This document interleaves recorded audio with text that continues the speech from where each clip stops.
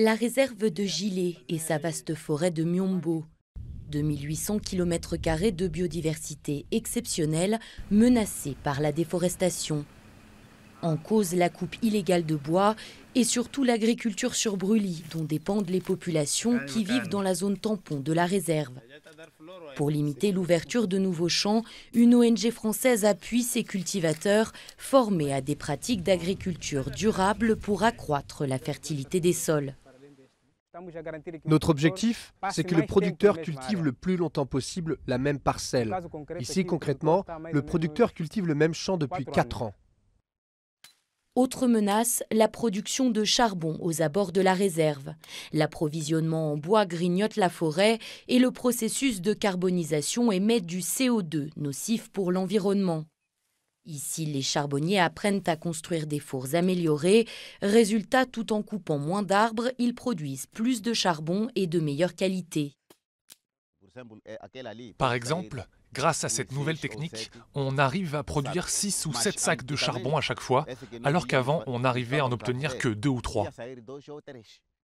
La réserve de Gilet veut maintenant monnayer ses efforts de lutte contre la déforestation en commercialisant des crédits carbone.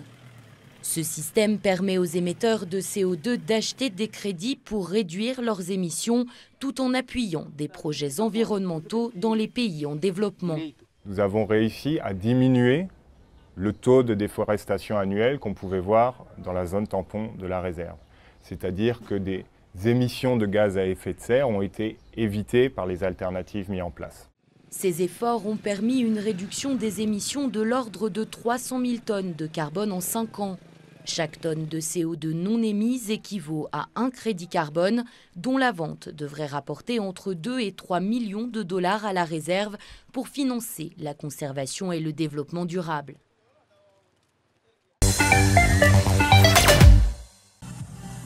Les Pays-Bas abritent la 22e conférence internationale sur le sida. La rencontre, qui regroupe experts et militants à Amsterdam, intervient à un moment où s'installe une dangereuse complaisance vis-à-vis d'une maladie désormais mieux traitée, mais qui fait toujours des ravages. Autres personnalités attendues à cette réunion, des célébrités comme le prince Harry, l'actrice Charlize Theron ou encore le chanteur Elton John, ainsi que plus de 15 000 délégués. La conférence est l'occasion pour les scientifiques de débattre de l'incidence des avancées récentes ou des revers de la quête de traitement anti-VIH meilleur et plus simple. Après plus de 3 décennies de recherche, le virus reste incurable et sans vaccin. Il a contaminé quelques 80 millions de personnes depuis le début de l'épidémie au début des années 80. Aujourd'hui, 36,9 millions de personnes vivent avec le VIH en espérant qu'il ne s'aggrave pas en sida. Près de 3 personnes sur 5 prennent des traitements antirétroviraux pour l'éviter selon l'ONU-SIDA. Pour la première fois depuis le début du siècle, le nombre de morts annuels est passé sous 1 million en 2016 et en 2017. Mais dans une cinquantaine de pays, les infections sont en hausse faute de prévention ou en raison de législation répressive contre des populations à risque, notamment les homosexuels et les toxicomanes qui s'injectent des drogues. L'ONU-SIDA estime à 7 milliards de dollars par an les financements manquants pour que le sida ne soit plus une menace pour la santé publique mondiale en 2030. Et pour parvenir à cet objectif, le nombre de nouveaux cas de VIH et de morts liés au sida devra chuter de 90%. C'est la 3e fois que l'Association des anciens élèves et étudiants du Mali lance des observateurs nationaux sur le terrain pour la supervision des élections au Mali. Cette fois-ci, il s'agit de la supervision de l'élection présidentielle du 29 juillet prochain. 400 observateurs seront lancés à travers le pays pour se rendre compte de l'effectivité du bon déroulement de l'élection dans les bureaux de vote. Nous avons en tout cas projeté de mettre 400 observateurs sur l'ensemble du territoire pour que nous soyons témoins du déroulement du scrutin à l'intérieur des centres des bureaux de vote, qui va être suivi par la formation de 200 observateurs de Bamako. Et après, nous allons faire une formation en ligne et une formation dans les régions de Gao. Une équipe va aller pour la formation. Une équipe va aller aussi à Sikasso, à Kaye, à Tomignan, à San. Les anciens de l'UNEM vont aussi déployer des vigiles et comptent sur leurs anciens camarades présents sur l'ensemble du territoire national pour une meilleure supervision de cette élection. Donc nous, nos observateurs, seront dans tous les centres et dans tous les bureaux pour observer comment ça se passe, le bon déroulement jusqu'à l'effectivité, la fin, jusqu'au dépouillement. Et ils seront prémunus de systèmes d'information rapides, WhatsApp, Zender ou bien autres, pour que dès la salle, dès que les signataires auront fini, ils vont nous filmer et nous envoyer par le système d'envoi rapide. Et nous faisons la compilation dans notre quartier général à Douadabougou. Parce que la génération Cabral existe partout en République du Mali. Alors nous serons là où les autres ne peuvent pas être. Pour une élection apaisée et crédible, les anciens camarades d'Abdoul Karim Camara, tués sous le régime dictatorial de Moussa Traoré, lancent un appel pressant aux journalistes d'être à cheval sur l'éthique et la déontologie du métier. L'AMS UNEM appelle aussi les candidats au strict respect des uns et des autres. Le président sud-africain Cyril Ramaphosa a annoncé lors d'une visite de son homologue chinois Xi Jinping que Pékin a décidé d'investir 14 milliards de dollars en Afrique du Sud. Nous avons eu des discussions approfondies avec le président Xi et sa délégation couvrant les relations bilatérales entre nos deux pays ainsi qu'un certain nombre de questions multilatérales mondiales d'intérêt commun. We have signed, as you have witnessed, several agreements and memorandums of understanding. Nous avons signé, comme vous l'avez constaté, plusieurs accords et mémorandums d'accord qui visent à approfondir nos relations, y compris des engagements d'investissement d'une valeur de 14,7 milliards de dollars américains. Struck to the value of 14.7 billion US dollars. Le président Xi Jinping a pour sa part indiqué que la Chine était prête à investir et travailler en Afrique du Sud dans différents secteurs, dont le développement des infrastructures, l'économie des océans, l'économie verte, les sciences et technologies, l'agriculture, l'environnement et les finances. La Chine soutient l'Afrique du Sud en accueillant une conférence sur l'investissement et un sommet sur l'emploi et prendra des mesures pour accroître les importations en provenance d'Afrique du Sud afin d'aider le gouvernement à réaliser son programme de développement. La Chine est notamment venue au secours de plusieurs entreprises publiques sud-africaines en difficulté. Le géant de l'électricité Eskom, au bord de la faillite, a conclu un prêt de 2,5 milliards de dollars auprès de la Banque de développement de Chine. Le transporteur sud-africain Transnet a également reçu mardi de l'argent frais de la Banque industrielle et commerciale de Chine.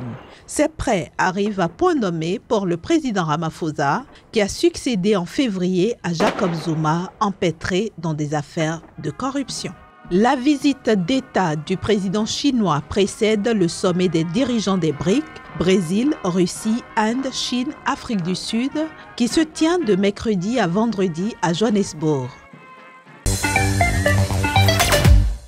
Plus de 15 personnes ont levé le camp, faisant défection du Congrès des progressistes, le parti au pouvoir au Nigeria, pour rejoindre le principal parti d'opposition, le Parti démocratique populaire, PDP.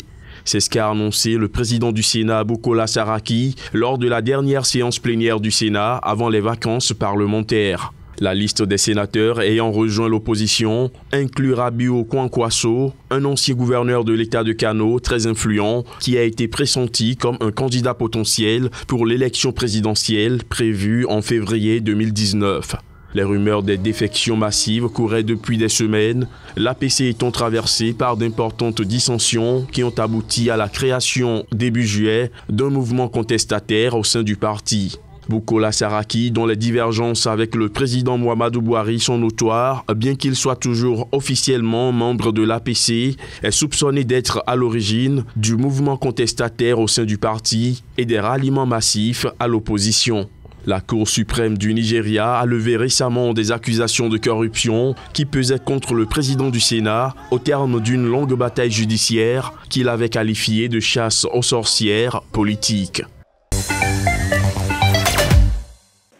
C'est sous les applaudissements des délégués que l'opposition et le gouvernement de la Guinée équatoriale ont signé à Malabo le document marquant la fin du 6e dialogue national, à l'absence de quelques partis politiques de l'opposition, dont l'Union du centre-droit et la Convergence pour la démocratie sociale. Le modérateur revient ici sur quelques grandes lignes du dialogue national. Il n'y a pas dans ce monde aucun gouvernement qui a rempli le dit commandement. Entre les uns et les autres, il faut qu'ils s'entendent pour trouver une position commune qui peut aider le pays, qui peut aider les enfants du pays pour éviter ce qu'on connaît dans tous nos pays, la guerre. Insatisfait de cet opposant politique, signataire de l'accord.